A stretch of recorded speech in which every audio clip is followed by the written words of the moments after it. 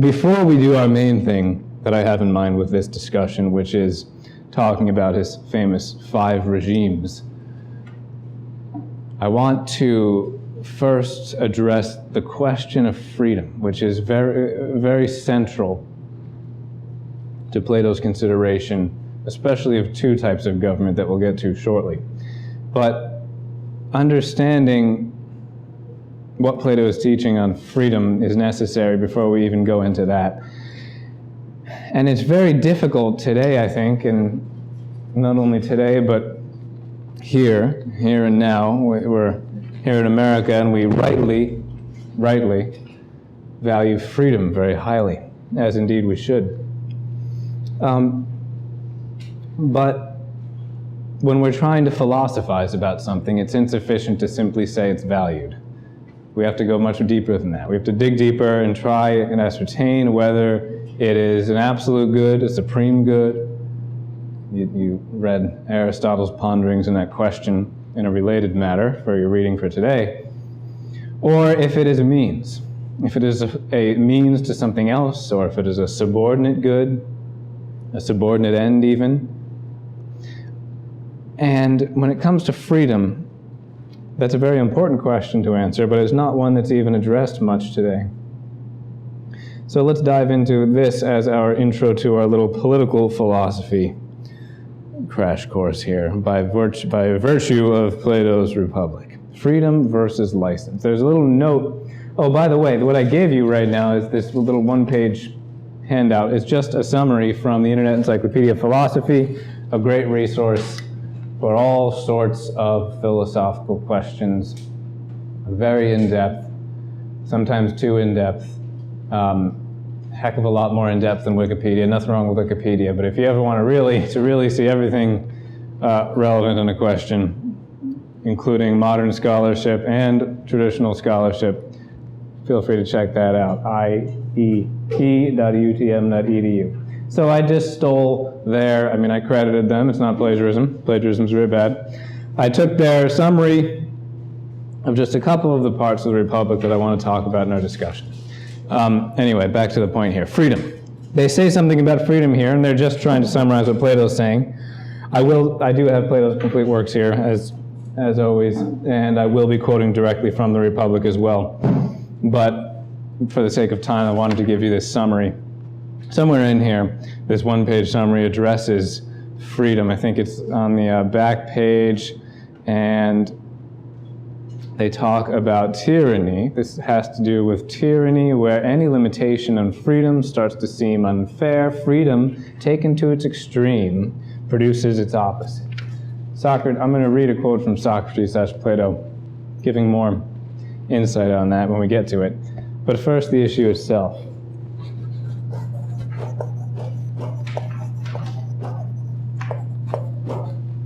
Freedom versus license.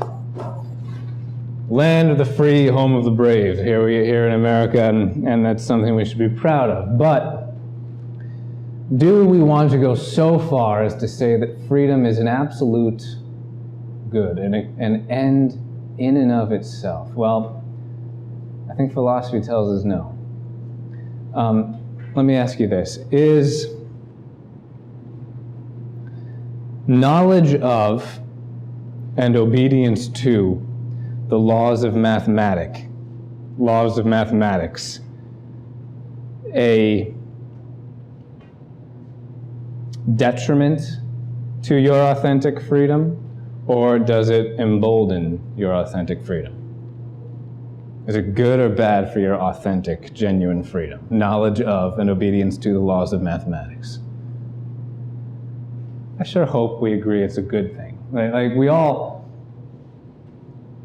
want, not that we're all zealous for math. I'm not, and I've taught it for years. Not anymore, thankfully.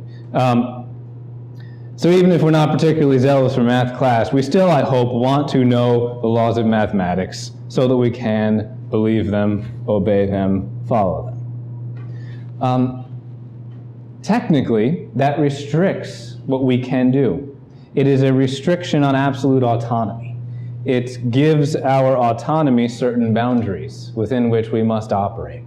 If we lend somebody $2 one day and another $2 another day, we cannot simply say that we identify that as $7. The laws of mathematics require us to acknowledge that that is a total of $4 that we have lent, and we of course have committed a great injustice if we demand more than that back from the person. Why? Because we have the laws of mathematics here telling us how it is. And it would not be in any sense a service to our authentic freedom to suppose that we have the right to contradict that.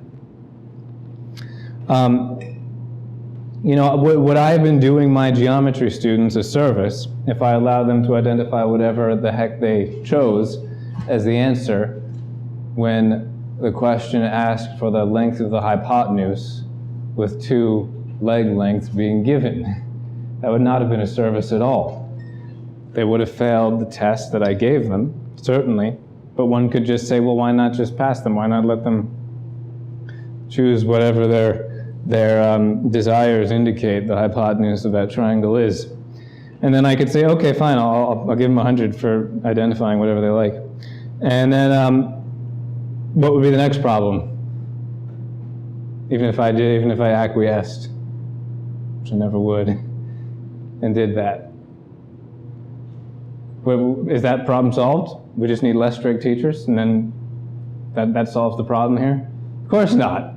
They're going to then flunk the SAT, and they're not going to get into college. Well, then you could just continue the argument and say, well, why not just make the SAT allow people to choose whatever they identify as the answers to the questions? Well, at some point, no matter how much we mess with our measures of things, we get to what itself? The thing itself. We get to reality itself, which doesn't care. The simple fact of the matter is that there is a certain way of calculating the hypotenuse, and to do so in accordance with that way will give you an answer that is true, and to contradict it will give you an answer that is false. And it would be, of course, absurd, we all know this, that it would be absurd to suppose that this harms our authentic freedom. We know that this emboldens our freedom. Knowledge of and obedience to the laws of mathematics, it makes you more free. How is that possible? This is ironic. How does it make you more free if it tells you things that you can't do? It's strange at first glance, but it's true that it makes you more free in the right sense of the word, in the authentic, genuine sense of the word, because it enables you to, well, for example, calculate sums correctly so you don't get gypped. It enables you to make wise, strategic decisions with your own finances. It enables you to build something correctly. I can't tell you how many times while I was teaching geometry years ago, I used the very things I was teaching in building, and I had to do tons of work in my house. I had to build a staircase. I had to use so much trig that I was teaching to my geometry classes to get the angles correct in the staircase. It was incredible how many calculations I had to do just to cut the miters correctly and the balusters. And anyway, the fact that I knew those things and it emboldened my freedom, because I could build my own staircase knowing those things. Yes, it restricted my, quote, freedom in a sense that it prevented me from cutting whatever angle I wanted into the balusters. But that was a blessed restriction, because all it did was prevent me from making a complete mess that would have killed me if I tried to walk up it, and my whole family probably. So that's an obvious example. I and many philosophers defer to mathematics to give obvious examples of the more general cases that we're trying to display here, that this approach to freedom is not restricted to mathematics, but to life in one's individual life and politics in general. Authentic freedom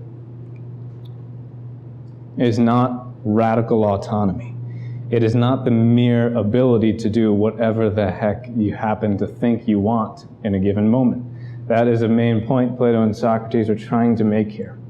What is genuine freedom? Well, freedom is always freedom from slavery to something. The greatest freedom, Plato is trying to argue here, is from slavery to the passions. Yes, we also don't want to be literal slaves to others, certainly. But most importantly, we do not want to be enslaved to our own passions. our own base desires, the dark horse that we talked about last class. It's also for something. Authentic freedom is for something outside of itself, because it's not an end in and of itself. It is not the supreme good. It is not what the philosophers call the summum bonum. At the second half of this class, we'll get to talking about Aristotle's attempts to discover the summum bonum, the ultimate good. Whatever it is, it's not freedom. Freedom is important, it's necessary, it is so good, it is worth fighting for and dying for. But that does not mean that it is the good itself, because it's for something else. Well, it's for the good. Ascertaining what that good is, again, I'll save that for later.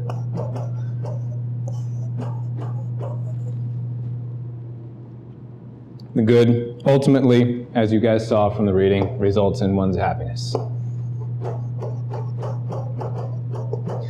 Okay. But in some of these regimes that we'll go over in a few minutes here, we see that freedom is treated as an end in and of itself. In other words, it is taken to its extreme, and at that point it is no longer freedom, but license, or better put, licentiousness.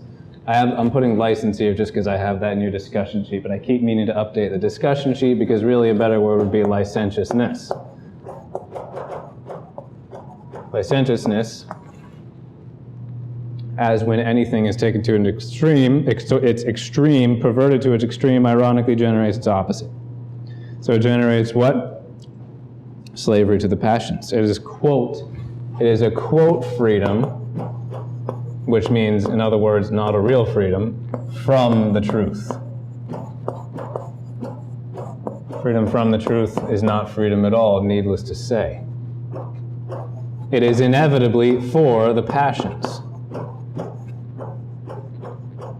If it is not the good and the true that is guiding you and directing you, something is. Nothing is random. We talked about that in class 1, that randomness can't explain anything. We need to try and identify the causes of things. Well, if it's not the true and the good that is guiding one's actions, then it's something.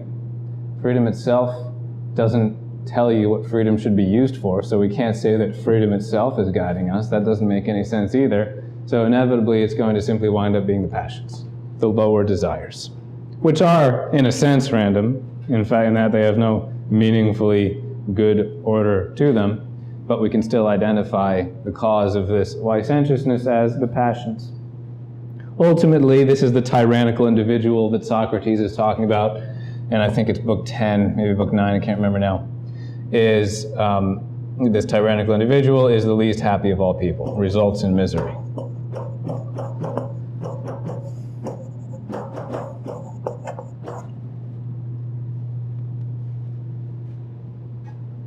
Authentic freedom versus radical autonomy. Radical autonomy seeks to unhinge the will from any discovery of the intellect, which is not how the will ought to operate. All right. So that is just a little point that needed to be made before we dive into the meat of this discussion sheet, which is the regimes.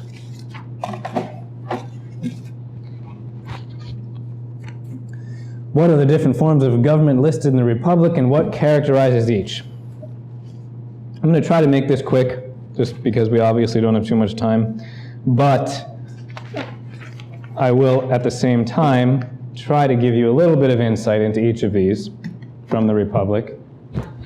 You don't need any of this down, any of the things I say out loud down, other than what I put on the board. All you'll need for the sake of the final is the name of each and a brief characterization of each in just a few words, which I will put on the board.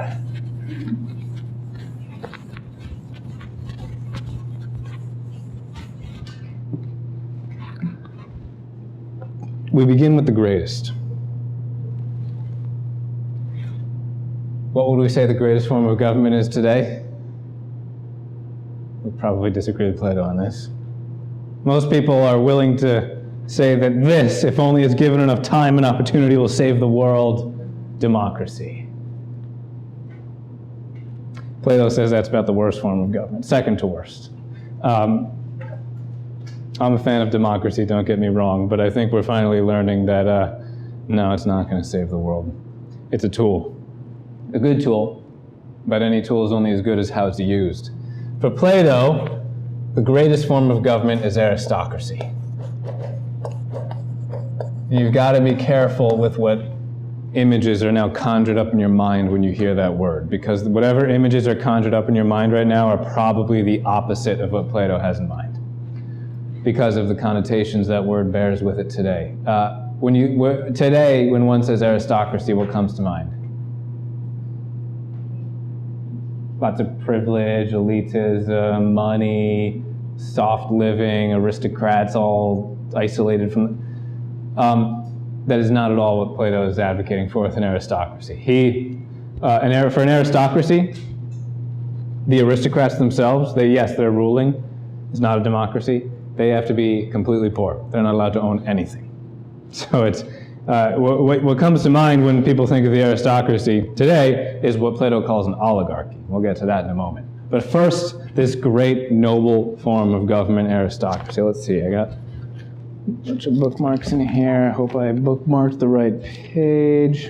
Yeah. So Socrates spends a bunch of time, and it was alluded to briefly in that summary I gave you, describing the upbringing of the rulers, the guardians. The guardians are those running this aristocracy, the philosopher kings and queens. And I'll begin with that. Socrates says, he's going back and forth with Glaucon, this interlocutor in the Republic here, in book 7 I'm reading from now. And ruling women too, Glaucon, for you mustn't think that what I've said applies any more to men than it does to women. So I like noting that, because Plato's fine with philosopher queens as well as philosopher kings, ahead of his time in that regard. The key is that they be grounded in wisdom, loving the good and the true. Doesn't matter whether it is a man or a woman. Continuing on here, he addresses the accusation that what he's laying out is mere wishful thinking, that it is impossible. And he says, well, that's not going to stop me from laying it out. When someone is painting a picture of something beautiful, he doesn't stop and say, well, it's not, I don't know of any whatever is this beautiful, I'm going to try to make this a little bit ugly. No, he draws it as beautifully as he can. So Socrates says, I'm going to lay out the ideal city as well as I can here, and I'm not going to worry about people accusing me right now of being unrealistic. Even though it is unrealistic, and he puts forward a few stupid things, certainly he does have great wisdom in here as well. He says, those who run this aristocracy, they're true philosophers. When they come to power in a city, they despise present honors, thinking them slavish and worthless. They prize what is right and the honors that come from it above everything. Regard justice as the most important and essential thing, serving it and increasing it as they set their city in order. This is the aristocracy. It is ruled by the noble few. By the way, this could be a monarchy also. It really doesn't matter if it's few or one, but it's ruled by the philosopher kings, the noble few.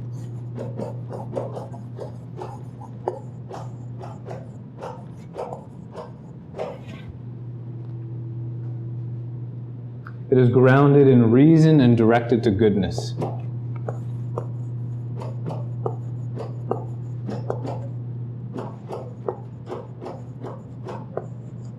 The common good is what the aristocracy cares about. What is genuinely good and held in common as good. Certainly justice is the foundation as well.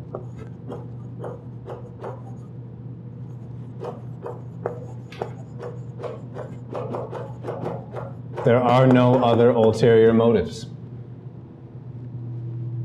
One of the reasons there are no ulterior motives is because the aristocrats don't own anything. They have no private possessions to sully their motives. They're not even allowed to amass possessions at all in the future. Now, here's where Socrates / Plato go overboard and get a little bit ridiculous. They're not even allowed to have their own children. They have to have their wives and children also in common. So That's where it gets a little creepy. We can just kind of forget about that. But he's got some weird stuff mixed in with good ideas, as is always the case. But we can see the wisdom in insisting that the rulers be poor.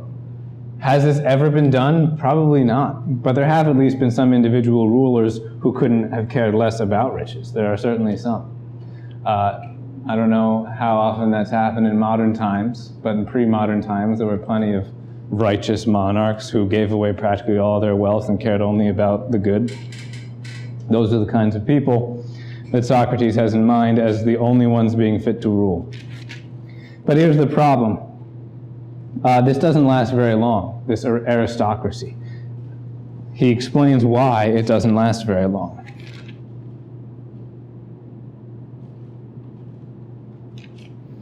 It is hard for a city composed in this way to change, but everything that comes into being must decay. Not even a constitution such as this will last forever. It too must face dissolution, and this is how it will be dissolved. The older generation will choose the best of their children, but even they are unworthy nevertheless. And when they acquire their father's powers, they will begin as guardians to neglect us muses. He's personifying the muses now, the spirits that inspire poetry and music. First, they will have less consideration for music and poetry than they ought. Then they will neglect physical training, so that your young people will become less well-educated in music and poetry. Hence, the rulers chosen from among them won't be able to guard well. And then civil war breaks out. Once civil war breaks out, both the iron and the bronze types, he's talking about types of souls, types of people, as you can imagine, people exemplified by gold or silver or bronze or iron. Just think about those as kind of classes in society, but more importantly, demeanors of people. They pull the Constitution towards money-making and the acquisition of land, houses, gold, and silver, while both the gold and the silver types, not being poor, but by nature rich or rich in their souls, lead the Constitution towards virtue and the old order. And thus, striving and struggling with one another, they compromise on a middle way. They distribute the land and the houses as private property, enslave and hold as serfs and servants those whom they previously guarded as free friends and providers of upkeep, and occupy themselves with war and guarding against those whom they've enslaved. So all of a sudden people are starting to be enslaved. There is no enslavement in the aristocracy, but suddenly the next generation of rulers neglects to be well educated. They are not worthy to rule, even though they must rule because they are simply the next in line to do so. And there's this civil strife that breaks out, and the strong are the ones who take the power then, and it becomes a Timocracy. Now this is a descent of forms of government here, or constitutions, as Plato calls them. So we're already getting a worse form right here, but just as important is to remember that this is second best, ruled by military. This you can think of as the spirited, the thumos horse doing all of the pulling. It is directed to glory/honors.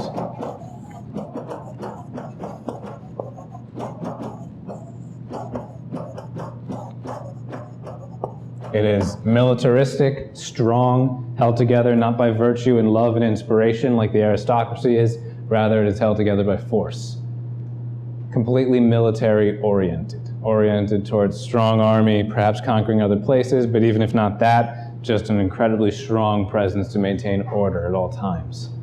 So, if we're looking at ancient Athens here with Socrates considering Timocracy, what place do you suppose he has in mind? Sparta, yeah. And he says that this is the second best. Let me try and find the quote here. This is the constitution praised by most people, the Cretan or Laconian, and that's a reference to Sparta.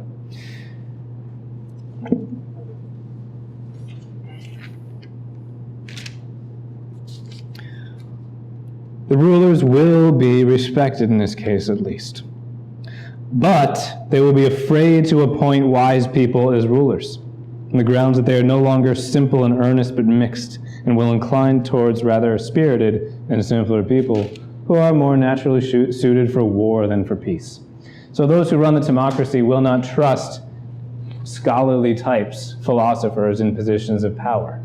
Why? Well, it's fairly obvious. You put someone who cares about goodness and truth and power, and you're a Timocrat, what might happen next?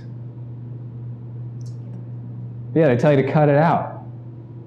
Quit conquering places for no reason. Quit thinking that you can enslave people by force and all this stuff. Just, it reminds me a lot of someone who lived at almost the same time as Socrates, and he was very much desiring to get into politics, to try and better his society that was facing social anarchy and in great need of good laws. But it was a different country, in fact, a different continent. He dedicated most of his life to trying to take his teachings to influence law, and he never really succeeded during his life. Anyone know who I'm talking about? Confucius. He was a little bit before Socrates, but not much before. All the people who had power never gave Confucius any significant position of power. Why? Because they knew he was too good. He was too wise, too just, too truthful. If he was given power, he would not do what most people do when they're given power, which is start turning a blind eye to injustice. Little did Confucius know that it was fine that he didn't get any political power, because he had far more power than that by virtue of his teachings. For over 2,000 years, Confucius' teachings were the bedrock of Chinese society, until the communists got rid of his legacy in the early 20th century. Anyway, that was a digression I did not intend there. Where were we? Timocracy. So there's an overemphasis on anything that lends itself towards this force, this order. There's also an overemphasis even on gymnastics, I think is mentioned in the summary here I gave you. In other words, sports. That's like bloodless war. You can exert your and there's nothing wrong with sports, I'm not saying that, but there is an obsession with it in Timocracy, because it is related to this idea of domination. Timocracy, we can clearly see its faults, but it's nowhere near as bad as the things that come next, Plato is saying, because it descends the Timocrats. They cannot themselves hold on for too long to this ordered society that they're running, and it descends into being driven by an even lower desire, glory and honors. It's not a very good thing to direct your life towards. It's much better to direct your life towards the good itself, the true itself. But it's the second best. Lower than that is to direct your efforts towards what? Yeah, money. And all the power that goes with that, and the pleasures and the comforts that go with that. So oligarchy is what comes next. Rule by the rich.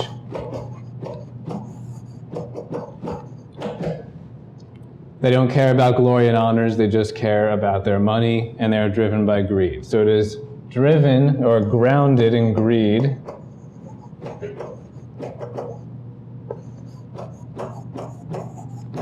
Directed to money. It's got a lot to say about this. A few miscellaneous points. He says that money is always prioritized over virtue.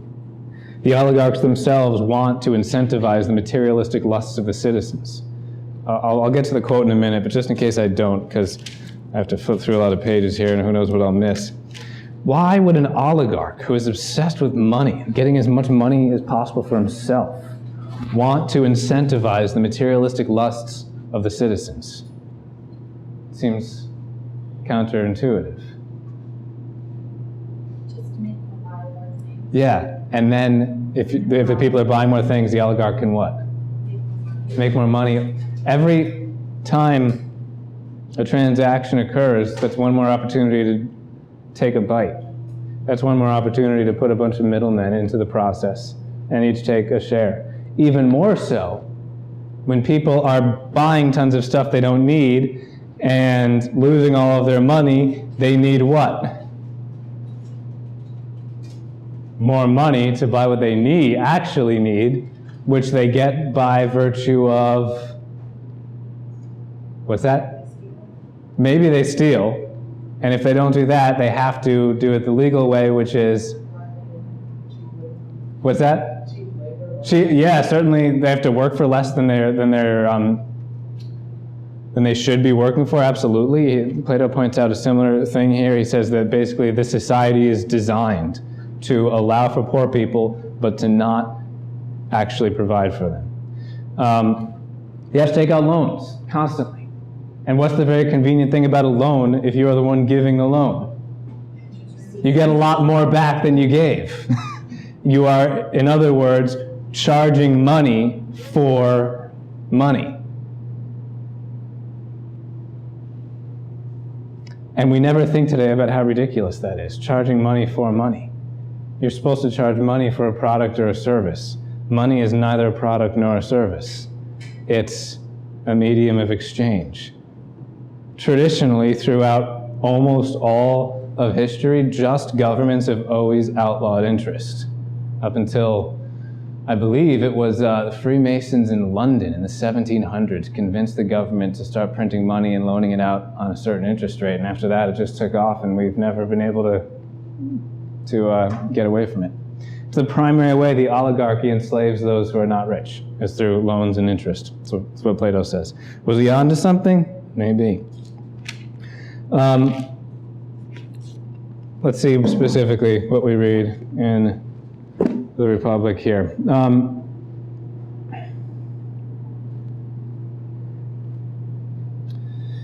going to skip a bunch of this stuff for the sake of time. They pass a law that is characteristic of an oligarchic constitution, one that establishes a wealth qualification and proclaims that those whose property don't reach the stated amount aren't qualified to rule. Now, this was quite literal. This was not intended to be a subtle maneuver back. Plato didn't mean this would be a subtle maneuver, but that you literally would not be allowed in politics if your property, possessions, net worth, in other words, was below a certain level. So we don't have any law like that on the books today. Does that mean it doesn't? Does that mean it's not happening? Of course, it's happening. It takes so much money to get significant political power. It's people, even watching presidential campaigns, people gauge it by how much money the candidate has raised, which Plato would say is utterly absurd. That's just a de facto disqualification for any poor person to influence politics, which is the opposite, because the poor tend to be more virtuous, in fact. So it's absurd to even allow these barriers to entry into political power being money-based. But the oligarchs will make a literal law that says, no, you actually have to be rich to have political power. We haven't sunk that low that there's an explicit law saying that. It's just kind of de facto how things are run. What else does he say about, sorry, there's so much stuff here. I'm just stumbling over myself trying to decide what to share from in here, because we can't read the whole thing. They're always plotting against one another, he says. There is this, they're living side by side, but of course there's this great tension, so class hatred starts to ensue. There is no social cohesion.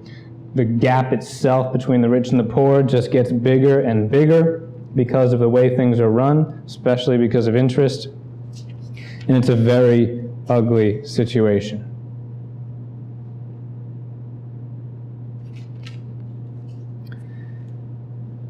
Well, isn't the city change from an oligarchy to a democracy in some way is this: the insatiable desire to attain what it has set before itself as the good, namely the need to become as rich as possible. Okay, so we're moving on now to the next level, lower still. Democracy. Even worse than oligarchy, Plato says. Now, obviously, we don't have to agree with Plato on putting democracy so low, but we can at least look and see the details of his criticisms, which, even if he's wrong about democracy in general, I think he's spot on with the details of his criticisms. Let's take a look at them.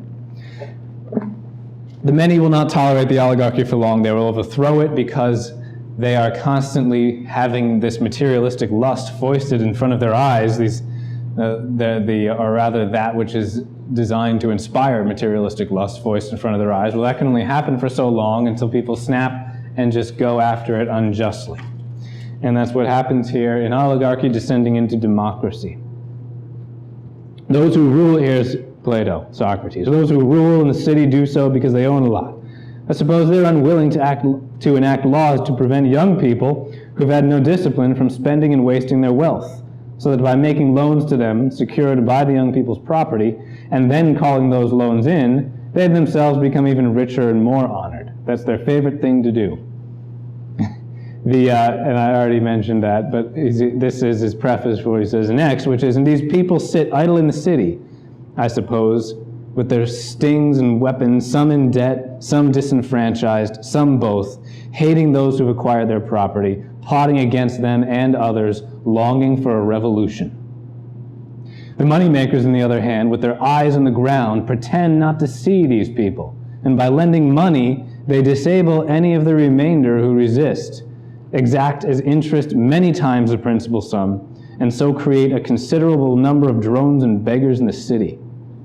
In any case, they are unwilling to quench this kind of evil as it flares up in the city, either in the way we mentioned, by preventing people from doing whatever they like with their own property, or by another law which would solve the problem. Very, very interesting. It is the oligarchy, it's an ignoble form of government, but it is still the government. And they could have enacted laws to try and prevent this chaos from devolving even further, but they don't. Why? Socrates says because they always have their faces turned to the ground, staring at their money, just always trying to get more and more, not caring about the plight of the people.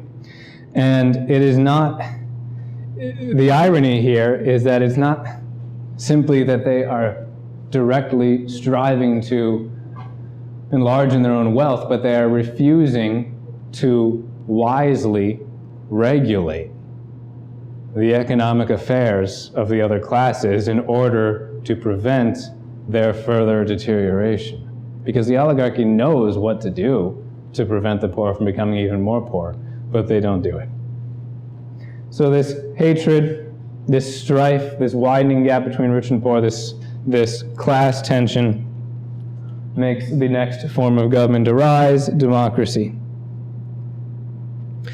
This is further brought about because the rulers make their young fond of luxury, incapable of effort, either mental or physical, too soft to stand up to pleasures or pains, and idle besides. And the rulers themselves neglect everything except making money. So the oligarchs, so obsessed with money, raise these weaklings for children who have no ability to resist any temptation to pleasure, and the inability to undertake any pain for the sake of the good. So they, of course, cannot hold on to any power. He continues, so a city in this condition needs only a small pretext, such as one side bringing in allies, or from another democracy, to fall ill and to fight with itself, and this sometimes in a state of civil war, even without any external influence. So this is a tinderbox, Socrates is saying. All it needs is one little thing to completely devolve the situation further. And that, of course, is just a matter of time until finally it happens. All right, so what do we see in democracy? Well, I should throw out there, and this I think was mentioned in the summary I gave you also, that in all of these regimes that Plato goes over, he takes a lot of time after each one to describe what the aristocratic individual is like, what the Timocratic individual is like, what the oligarchic individual is like. Because remember, it's never just society that he wants to fix with philosophy. It's individual people. This is all lessons for ourselves. So he describes what a democratic individual is like, the type of person whose demeanor reflects this type of devolved society. He doesn't admit any word of truth into the guardhouse, for if someone tells him that some pleasures belong to fine and good desires, and others to evil ones, and that he must pursue and value the former and restrain the latter, The democratic individual denies all this and declares that all pleasures are equal and must be valued equally. And so he lives on, yielding day by day to the desire at hand. Sometimes he drinks heavily while listening to the flute. Other times he drinks only water and is on a diet. Sometimes he goes in for physical training. At other times he's idle and neglects everything. Sometimes he even occupies himself with what he takes to be philosophy. In other words, what he pretends to be philosophy. He often engages in politics, leaping up from his seat and saying and doing whatever comes into his mind. If he happens to admire soldiers, he's carried off in that direction. If moneymakers, then in that one. There's neither order nor necessity in his life, but he calls it pleasant, free, and blessedly happy. And he follows it for as long as he lives. All right, I find that description interesting. So he's describing what someone's life looks like, whose life is a mirror of this type of a society. It is so fixated upon desire, that desire itself, it's kind of Calliclean, if you think back to the Gorgias dialogue, that he almost feels like he has a duty to just run after any random desire that he feels himself lusting after. This is lawless rule by the many. There is no order, it is chaos, chaotic.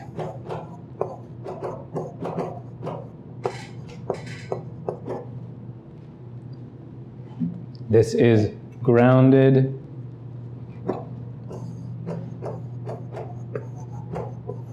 in the passions and licentiousness.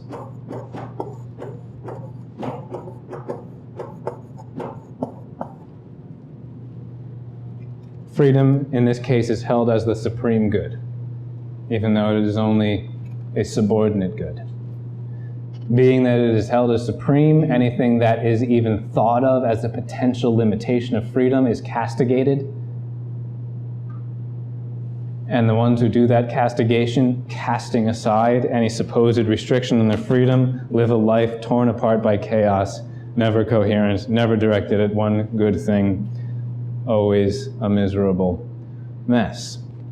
And we should have down there that the order is gone in this case. There is no order, only chaos. But it's not the absolute worst. What comes next is the absolute worst. Let's see what Plato says about the descent into tyranny.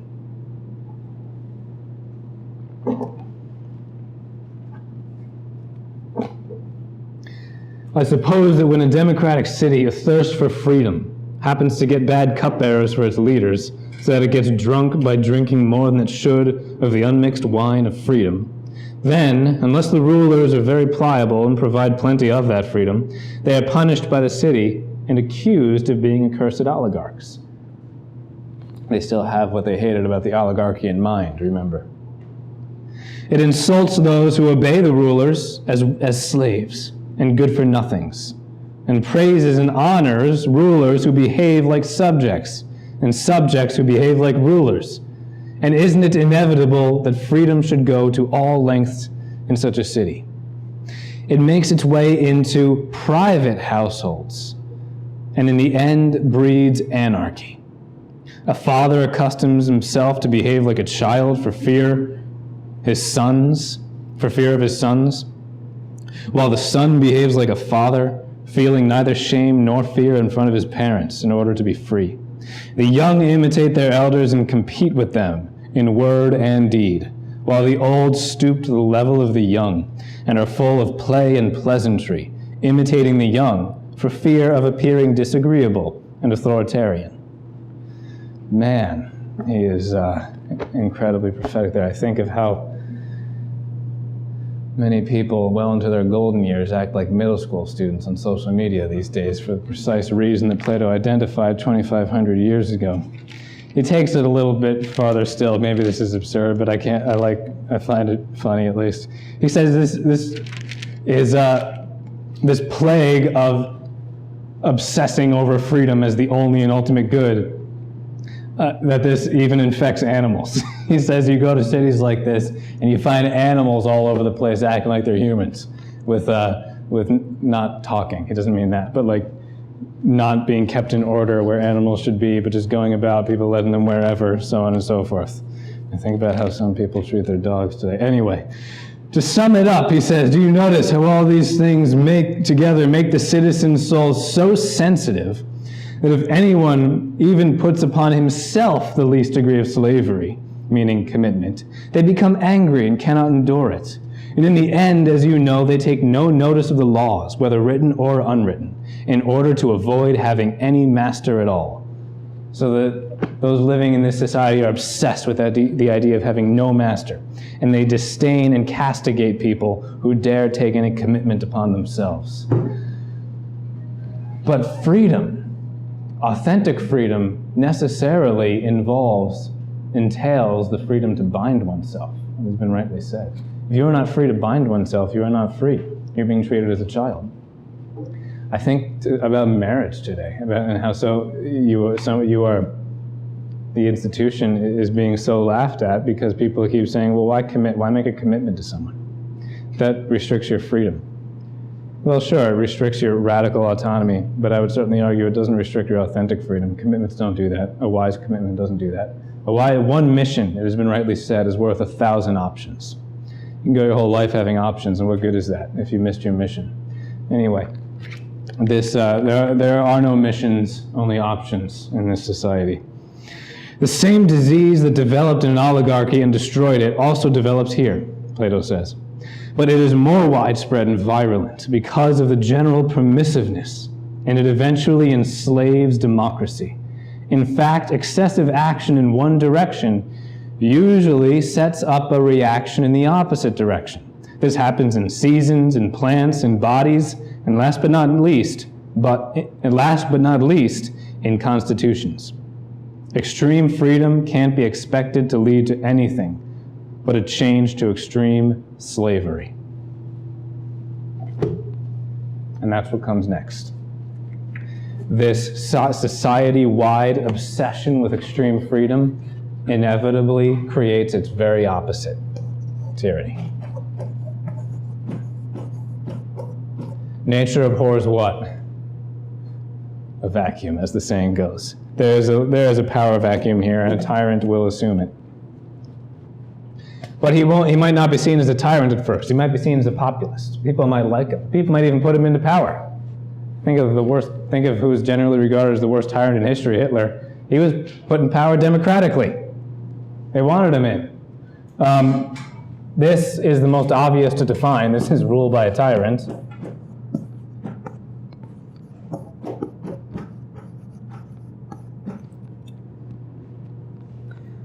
This is grounded in extreme lawlessness.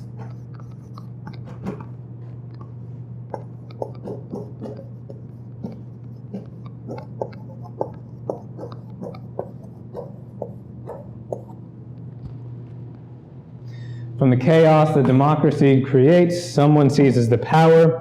Eventually, they like him for a while, perhaps, but eventually they hate him. But once they come to hate him, what's the case then? Yeah, it's too much power to remove. They're stuck with it. The tyrant himself knows he can't trust anybody.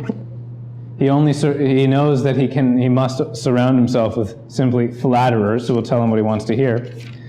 Let's see what else. Let's see what Plato says about the tyrant himself. He brings someone to trial on false charges and murders him, as tyrants so often do. And by thus blotting out a human life, his impious tongue and lips taste kindred citizen blood. He banishes some, kills others, drops hints to people about the cancellation of debts and the redistribution of land. And because of these things, isn't a man like that inevitably fated either to be killed by his enemies or to be transformed from a man into a wolf by becoming a tyrant?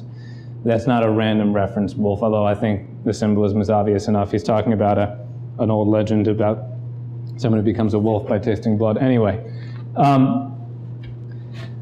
so the tyrant obviously kills as he pleases, but he also makes these ridiculously generous promises to some. Plato very insightfully here says he'll kill some and he'll promise the cancellation of debts to others. There are still plenty of lingering debts from the oligarchy. And he's going to flatter certain groups of the population that he thinks he can manipulate something out of by canceling their debts. But this is all a ploy. During the first days of his reign, and for some time after, he'll smile and welcome at anyone he meets, saying that he's no tyrant, making all sorts of promises, both in public and in private, pretending to be gracious and gentle and to all. He will also keep stirring up wars so that people feel like they need him as a leader, Plato says. But eventually, he cannot keep up the guise for too long. He is completely hated. People can't remove him, but still, society cannot long last under a tyrant. And what happens next, who knows? Well,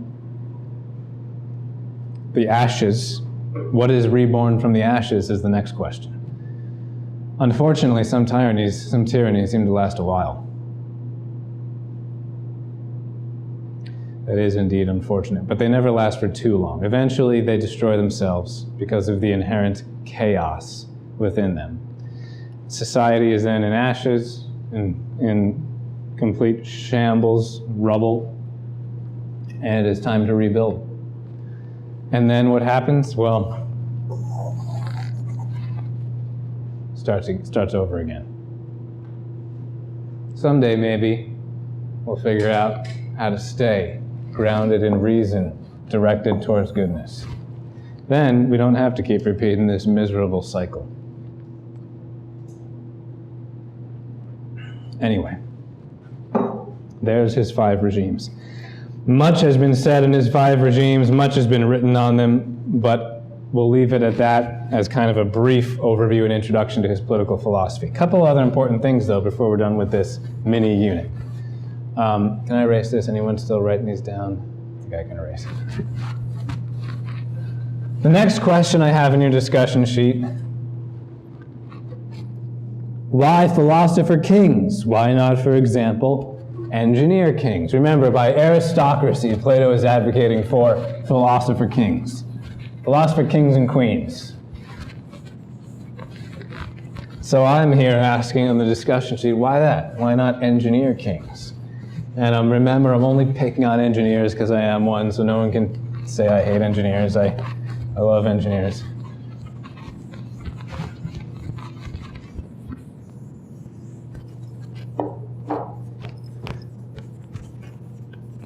Okay. Because there's a certain ocracy, -ocracy that Plato doesn't address, but given the present day situation, is being increasingly advocated for, and that's what? A certain something has been, in the last several decades, exploding so much that it has been just dominating lives and cultures and nations, economics, politics. Technology. Technology has been so exploding in how widespread it is, in how influential it is, and how fundamental it is to how we run our most important institutions, and how pervasive, so understandably, more and more people are asking, why not have the needs of technology be the things that drive society and government itself? In other words, why not a technocracy? Why not have rulers be those who know best what technology needs? Scientists, engineers.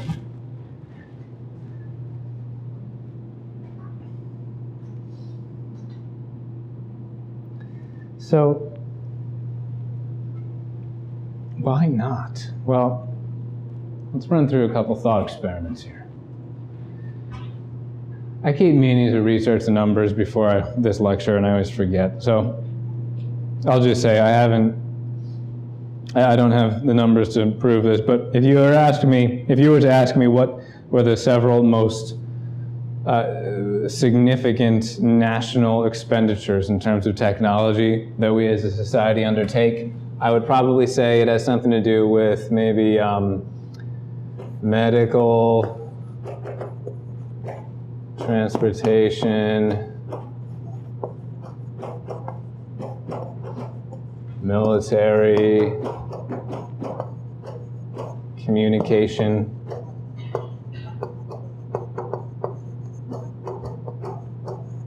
and there's plenty of other big ones, but let's look at those four right now. If we looked at the technology that pertains to those four realms of our national expenditures, we'd have a really big chunk of technology, a large, maybe even most of it. Let's take a look at each of these real quick, and you don't need this down on your sheet, but just mentally consider whether the technology that pertains to each of these realms is a means or an end.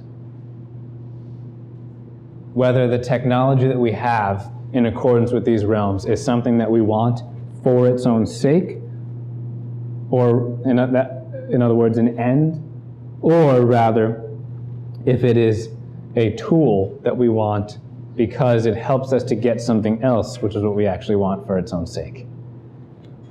Yeah. Yeah. Let's go through each. Communication, means or end? Means.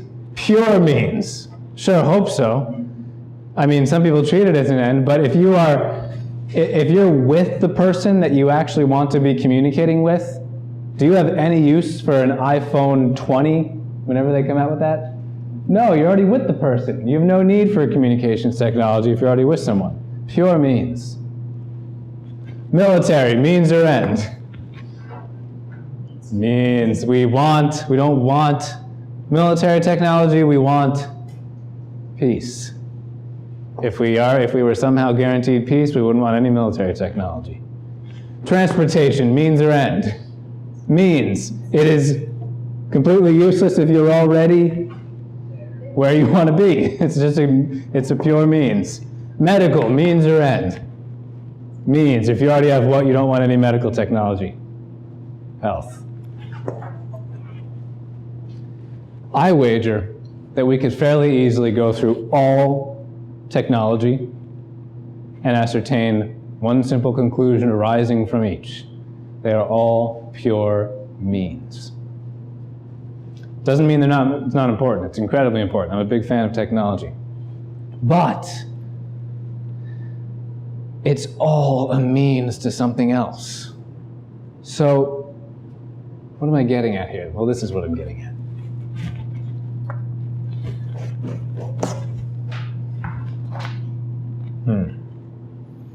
I suppose I could use some better chalk. Let me just whip out my personal chalk here.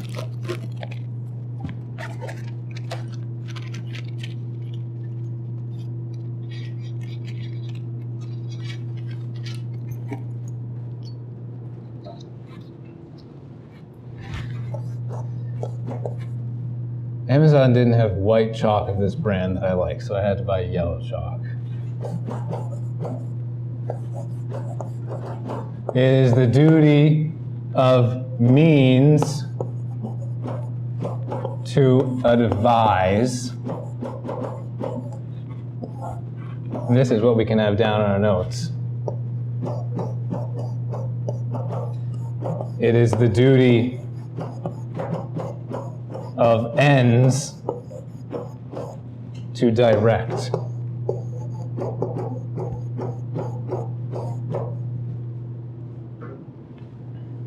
And this is what Aristotle's getting at in Nicomachean Ethics also. It is that which we want for its own sake that must always be held before our mind's eye as the thing that coordinates and gives direction and meaning and principles to everything that we do. Means are just that. They're tools that we want in order to get something else. When means start doing the directing, we start missing the whole point of whatever we're doing. When we start getting so fixated upon how awesome our means are and directing all of our efforts towards what the various means in our lives and in society and politics and government in general need, we start forgetting what the point of society, our lives, politics, government in general is. This is why, at least on paper, the various means in society. Those are departments, and they all advise government. Government itself is still, at least on paper, again, supposed to be directed at the ends, the common good, which itself involves all sorts of aspects, which we could go into if we had time. But suffice it to say that it would be absurd, now that we've considered means versus ends, to go implementing a technocracy, which would simply direct our whole society towards something that we all know is not actually what we want. Think about your own personal life. You, assuming you're 18 years old plus, are the king or queen of your own life. You decide what to do, how to direct your life. Rightfully so. Why? There are all sorts of experts that know way better than you what is good for the individual means in your life. None of them can tell you what to do. Think for a moment about what your life would look like if you did everything that all of the various experts in means in your life tell you to do. If you did every single thing your doctor told you to do, every single thing your dentist told you to do, every single thing your lawyer told you to do, every single thing your insurance agent told you to do, every single thing your financial agent told you to do, every single thing the engineers tell you to do. They don't talk to people, but they write instruction manuals to tell you what to do and maintenance manuals to tell you what to do. If you did all of the things that all of these people tell you to do, what would your life look like? Miserable. You wouldn't even have time to sleep, much less live life. Your whole life would wind up being directed towards self-preservation. And in the meantime, you'd wake up one day after decades have gone by and realize that all of your effort was directed towards self-preservation, and all the while you missed the whole point of what you were preserving yourself for. That's what happens when means start to direct. We waste a ton of time and we realize that we missed the whole point in the process. We kept ourselves real safe. For what? We forgot to even consider what it was for. And look, you really should take seriously what these experts in the various means say. They do know what they're talking about. But the point is, you, as the king or queen of your own life, know how to take the individual advice of these various experts and means and ascertain whether it is truly, in this given circumstance, in accordance with the end that you have chosen to direct your life towards. Choose that end wisely, because you are going to have to take all the various inputs from all these different people and experts telling you what to do and figure out how to coordinate all of them towards one ultimate good. And sometimes that's going to mean rejecting all sorts of advice that the experts and means give you. And I don't do that flippantly. I'm not encouraging recklessness here. I'm just saying that you are rightfully so in control of your own life, and that is a good thing. For the sake of authentic freedom, as we've already discussed, not for the sake of radical autonomy. I always find it funny when people say, oh, doctor's orders, I can't do that. If you're an adult, your doctor can't, actually, if you're a child, your parent can tell you what to do, rightfully so, because you're not ready yet to determine the end and direct your life in accordance with it. Your doctor has no right to tell you what to do. You can feel, you should usually do what your doctor says, but sometimes you can't. Sometimes your doctor tells you to do something like, oh yeah, you've got this little boo-boo, go ahead and stay in bed for 3 months. It's like, I can't do that. I've got a job, I have a family. Plato actually addresses that very issue somewhere in his works, maybe in the Republic. I wish I could remember where the quote was, but anyway, don't be very careful. Of all the people I listed as doctors, the one you have to take the most seriously. But all the time you realize that, look, what these people are saying, sure, they know what's good for some individual part of my life, but they don't realize just how much the advice they're giving would contradict the purpose of my life right now. So I'm going to have to modify what they're telling me and direct it in accordance to what I know I should actually be directed towards. So that is just a little, again, thought experiment on why it would be absurd to go directing our society towards something that is so clearly a mere means, namely technology. It's very good, but it doesn't actually give us anything that we want for its own sake. It gives us ways of working towards those things. I have a note here in my lecture notes, and I'm telling myself to mention it, so I suppose I will. There's something called the deformation professionnelle, the professional deformation. A Nobel laureate observed that every specialist, owing to a well-known professional bias, believes that he understands the entire human being, while in reality, he only grasps a tiny part of him. Which is a more fancy way of saying, when all you have is a hammer, every problem... Has anyone heard this quote before? When all you have is a hammer, every problem looks like a nail. And we need to respect the experts in their various fields, but we also need to realize that almost automatically each of them is going to probably erroneously conflate their own expertise a little bit too much. And I'm not saying that doesn't apply to philosophy, it does. But at least philosophy is trying to look at the end itself and figure out what is the ultimate thing we want to be directed towards above all. Whether or not it succeeds in that in individual cases, that depends. But again, at least we're trying here to discover ultimate ends and avoid the deformation professionnelle that is so pervasive among the various experts. Each scholar, it seems, is convinced that his own scholarship is what's going to save the world, when we all kind of realize it's only one small piece of the puzzle. The last question I have on here, what characterizes a tyrannical individual? I don't know why I have that on last. I should have had that with the question 2 above it. We've already talked enough about that, so I'll just give you a couple quick things to jot down for that, for the sake of your notes. Plato tells us he wants to enslave everyone, but he ironically himself becomes the ultimate slave, namely to his passions. He is ruled by lusts, not by reason.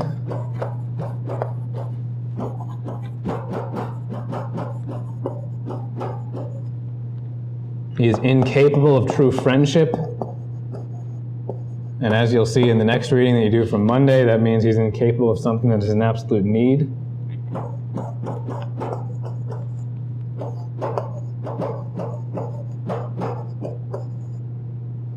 Surrounds himself with flatterers because he can't handle the truth.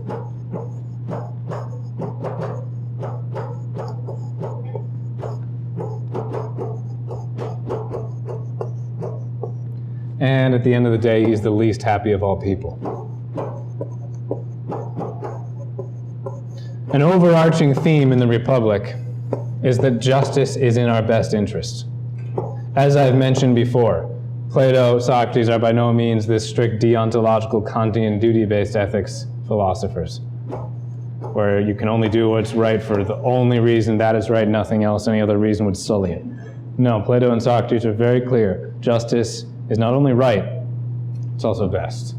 It's also going to give you the best life, the happiest life, and what's more, it's the only thing that's going to give you the best life and the happy life.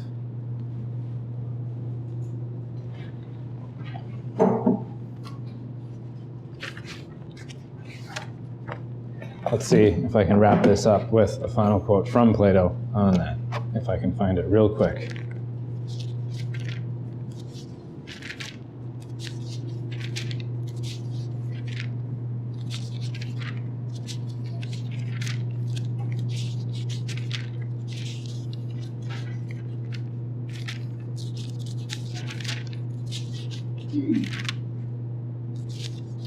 He is under Socrates, so here's the quote, Socrates and Plato focused especially on the tyrannical individual being driven by a certain base desire, perhaps even more so than all the other ones.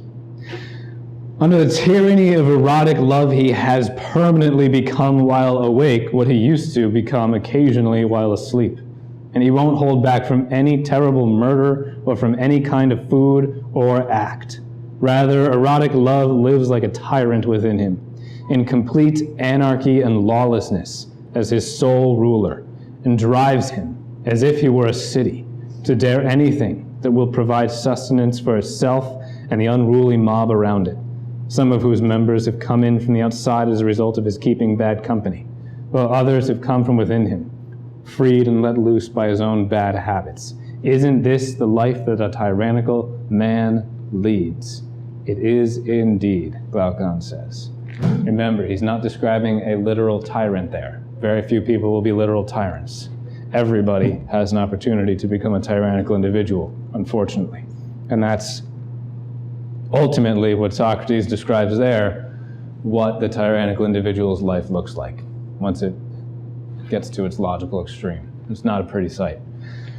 So there is Plato's cautioning us against tyranny, cautioning us to be just, always, reasonable, good. And that's Plato's final lesson for us, because we're ready to move on to Aristotle now.